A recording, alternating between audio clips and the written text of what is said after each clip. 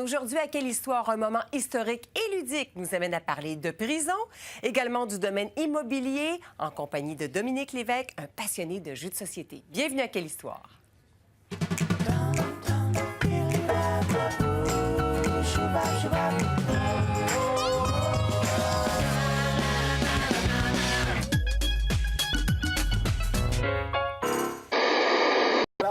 Et là, Dominique, tu vas être content parce qu'on va aller rejoindre un amateur. Un amateur, c'est un petit mot. Un passionné de jeux télévisés. Peut-être que vous allez le reconnaître, peut-être même qu'il est allé sur le plateau de l'Union fait la force ou des Mordus. Il a joué une trentaine d'épisodes de jeux télévisés. Il s'appelle Charles Blaquer. Bonjour, Charles. Bonjour. Alors, on est content de vous avoir à Quelle histoire? Oui. Pour nous parler de votre passion du jeu. Alors, ça a débuté comment, cette passion-là? Bien, quand j'étais petit, évidemment, j'écoutais tous les jeux questionnaires. À l'époque, c'était le mode de télé le plus excitant qu'il y avait. Il n'y avait pas de vidéoclip. La télé était fade et brune. Mais les jeux questionnaires, c'était excitant. Les lumières, les prix, les gens qui crient. OK. Et puis, vous avez eu une expérience où vous avez gagné, c'est ça? Oui, en fait, dans ma carrière, j'ai gagné à peu près la moitié du temps. La première fois où j'ai gagné, c'était mon premier jeu questionnaire. Et c'était Charivari. Il fallait que je trouve le mot. À la dernière question, j'avais 5 secondes pour trouver le mot. Si je le trouvais pas, je perdais la partie. Si je le trouvais, je gagnais la partie. Alors, ça s'est terminé comme ça Avec énormément d'adrénaline, probablement. Exactement. Et c'est ce moment-là qui m'a vraiment rendu accro. Ah, donc, accro. Alors, c'est presque une drogue pour vous, là. Absolument, c'est une drogue. Je compare ça aux patates chips, entre autres. Si on fait un jeu questionnaire, on est fait pour la vie. Vous êtes accro de ça. D'accord. Et puis, donc, vous avez participé à une trentaine d'épisodes. À quel jeu, entre autres? Parce que vous habitez Toronto, c'est ça? Oui, depuis 89, j'habite à Toronto. Alors, des années 80, c'était facile pour moi. J'étais à Montréal, l'épicentre des jeux questionnaires francophones canadiens.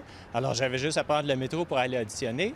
Mais là, maintenant, si je veux passer en audition, bien, il faut que je me tape un voyage à Montréal et c'est pas certain que je vais être sélectionné. Et si je suis sélectionné, c'est un autre voyage à Montréal et je suis pas certain de gagner quoi que ce soit. Il y a toujours un risque. Donc, vous le faites pas pour les prix que peut-être que vous allez gagner, mais c'est vraiment par passion pour le quiz. C'est vraiment par passion. Écoutez, c'est une vocation. Et vraiment, quand je vais là, quand je paye des sous pour aller là, je fais acte de foi.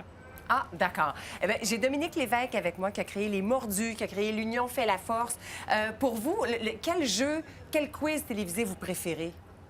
Le meilleur quiz télévisé du Québec, c'est Ultimatum. Parce qu'à l'époque, il y avait des jeux comme Weakest Link où les concurrents pouvaient voter pour éliminer un concurrent. Et c'était la tyrannie des idiots. Les idiots votaient toujours pour éliminer les bons concurrents en prenant tout leur argent. Alors que l'Ultimatum, c'est un jeu où les gens s'envoyaient des questions, mais si la personne répondait incorrectement, elle perdait une vie, mais si elle répondait correctement, c'est l'envoyeur qui perdait une vie. Donc, on pouvait se défendre. Les gens pouvaient nous cibler, mais on pouvait se défendre avec nos connaissances. Donc, c'était un jeu très juste. D'accord. Vous parlez de connaissances, là. Comment vous vous pratiquez pour les jeux? Est-ce que vous les suivez à tous les jours? Vous lisez beaucoup? Des encyclopédies? Peu importe? Au point de vue connaissance, on a un cerveau en éponge ou on ne l'a pas. À moins que le jeu soit vraiment pointu, comme un jeu sur la géographie, où vous prévoyez aller dans une certaine catégorie, on ne peut pas vraiment se pratiquer. On l'absorbe ou on ne l'a pas. Par contre, le jeu lui-même, on peut l'étudier. Moi, j'étudie les jeux, les règlements, je les décortique, je crée des stratégies. À Ultimatum, j'avais un guide de stratégie de 4 pages. À Pyramide, j'avais des exemples, des stratégies. À Paquet voleur, j'ai écouté l'émission pendant des mois pour dresser des statistiques, pour voir en moyenne quel montant je devais avoir, parce que Paquet voleur, ça jouait à l'aveugle. D'accord. Dominique a une question pour vous. Mais j'imagine que vous avez appris aussi des listes par cœur. Exemple, la liste des capitales du monde, la liste des drapeaux, des monnaies, des choses comme ça, non?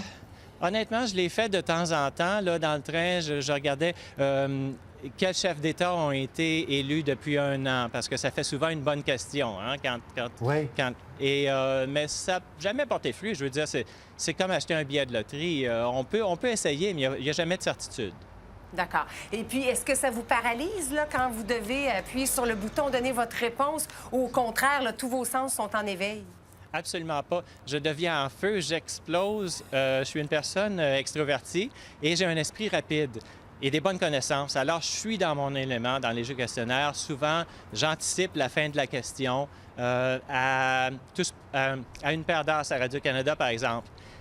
Quelle échelle utilise-t-on pour mesurer l'intensité? Là, je me dis, OK, l'intensité, si c'est des vents, c'est l'échelle Beaufort. Si c'est Richter, c'est les tremblements de terre. Et là, ça se passe dans ma cervelle. Il finit sa question. L'intensité des tremblements de terre, c'est l'échelle Richter. D'accord. Donc, c'est d'essayer d'anticiper finalement la réponse avant que la question soit dite au complet. Est-ce qu'on aime ça, des participants comme ça, Dominique? Bien sûr. On en voudrait plusieurs parce que c'est ça qui... On aime ça être challengé aussi. Moi, j'aimerais ça, lui poser une couple de questions, voir la vitesse avec laquelle il va répondre. Oh là là! Bon, allez-y. OK. Qui a conquis l'Everest en premier?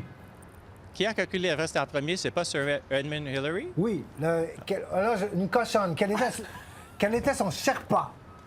Son serpent? Son Sherpa, la personne qui l'a accompagné. Sherpa. Parce qu'on n'a jamais su si c'était lui ou si c'était son Sherpa qui avait atteint le premier. Moi, je pense que je le sais. Oui? Ichirou Babou Sherpa, c'est de ça là? Non, c'est Tenzing. Ah! Nommez deux merveilles du monde antique. Du monde antique, bien, les grandes pyramides, la bibliothèque d'Alexandrie. Oui, c'est parfait, ça c'est bon. Hey, bravo! Oui, bravo. Charles Blaquière, merci beaucoup. On doit aller Merci, en pause, Claudine. puis on espère vous voir revenir au Québec pour pouvoir participer à des jeux télévisés, des quiz. On garde les doigts croisés pour cet hiver. D'accord, merci beaucoup. Moi, je savais les 2 dernières réponses, mais je voulais pas le dire. Oh, ben non, c'est sûr. Ben là-dessus, on va aller en pause et puis au retour, on parle du domaine immobilier, bien sûr. Monopoly oblige. Hey.